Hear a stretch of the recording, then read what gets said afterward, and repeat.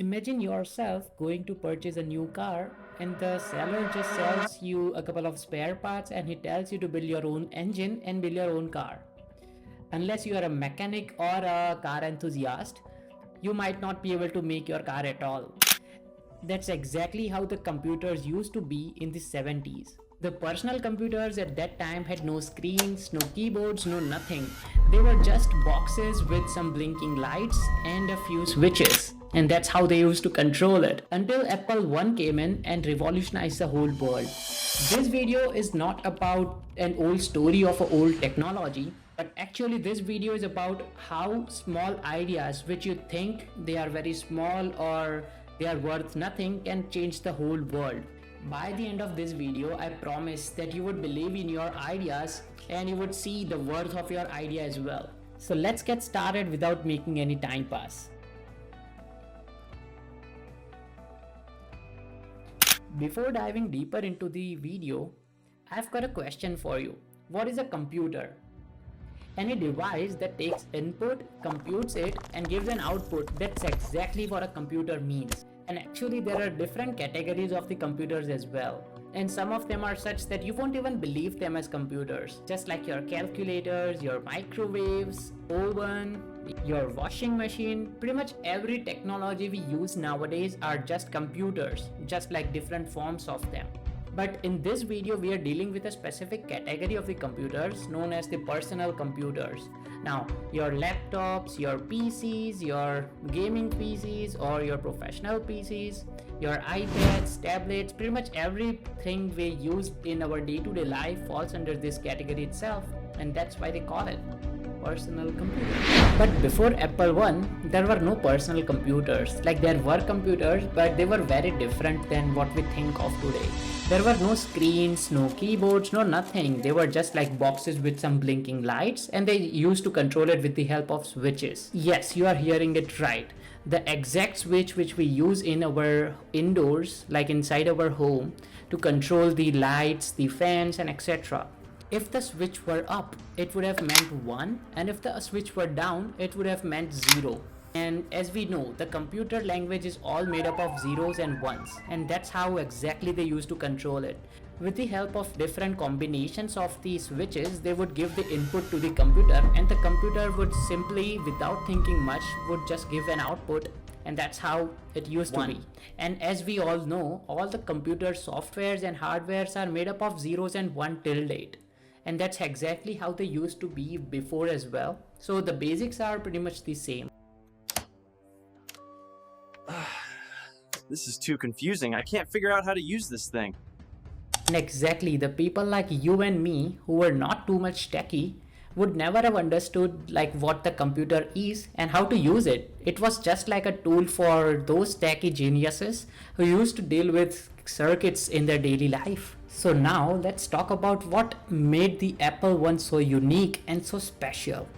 Before Apple I, computers were being sold in parts which comprised of wires, resistors, capacitors, chips, etc. And the user had to make or assemble all of it by soldering.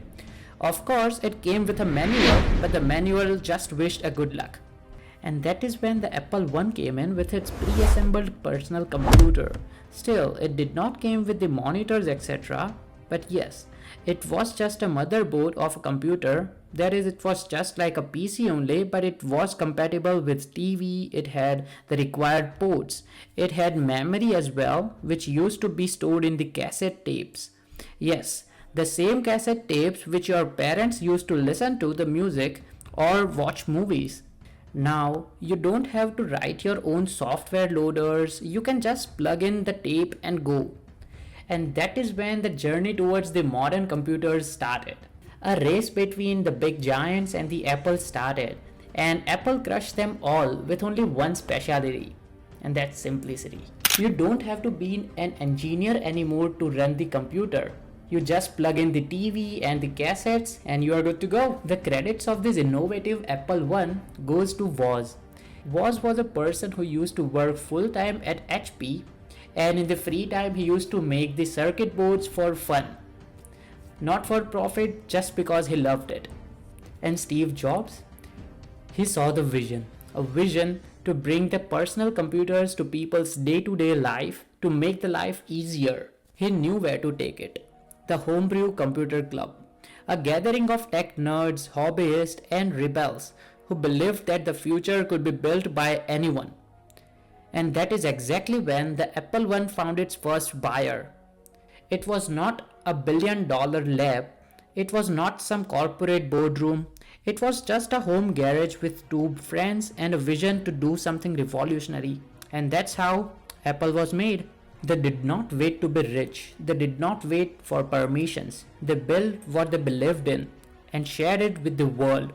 That is the spirit of Apple I. It wasn't just a computer, it was the beginning of the idea that yes, you can use the technology to create something amazing.